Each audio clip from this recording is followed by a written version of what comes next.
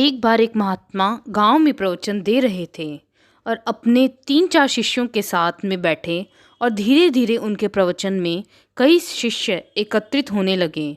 अब आप जानते हो कि सभी लोगों का स्वभाव अलग अलग होता है।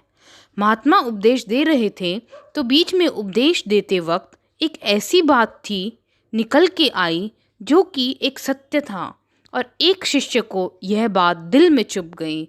उस वक्त वह खड़ा होकर उन महात्मा जी को गंदी गंदी गालियाँ देने लग गया और वह बुरे बुरे वाक्य बोलने लगा।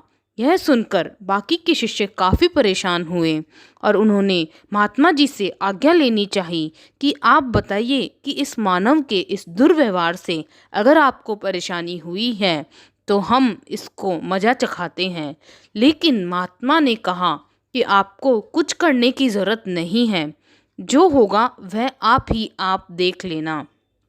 दोस्तों, हुआ कि 2 से 3 घंटे बाद भी उस आदमी का गुस्सा चरम पर था और जैसे ही वह घर पहुंचा उसके मन में उस वक्त यह ख्याल आ रहा था कि महात्मा जी अपने आप को समझते क्या हैं और वह इस तरीके से कैसे कह सकते हैं। तो धीरे धीरे जब वक्त गुजरता गया उसका गुस्सा शांत हो गया। तो उसके बाद में वह अपनी गलती का एहसास कर पाया और जब सुबह उठा तो वह पूरी तरह बदल चुका था और वह उनसे क्षमा याचना करने के लिए गया। और जब वह वहाँ गया तो वहाँ महात्मा जी नहीं थे, वो दूसरे देश गांव में चले गए, लेकिन संदेश अच्छा देकर गए। इस कहानी में हमें यह देखने को मिलता है कि अगर लोग आपसे कुछ कहते हैं और आप उनको रिप्लाई नहीं करते तो इसका मतलब यह है कि उनकी बात पर ध्यान नहीं दिया और आपके पास इतना फालतू समय नहीं कि आप लोगों के बारे में सोचें। वैसे तो इससे आपका ही नुकसान है। सामने वाला अगर आपको भला बुरा कह रहा है उसको क्या नुकसान है। कोई चीज़ अगर आपको नहीं पसंद है तो आप नहीं लेते।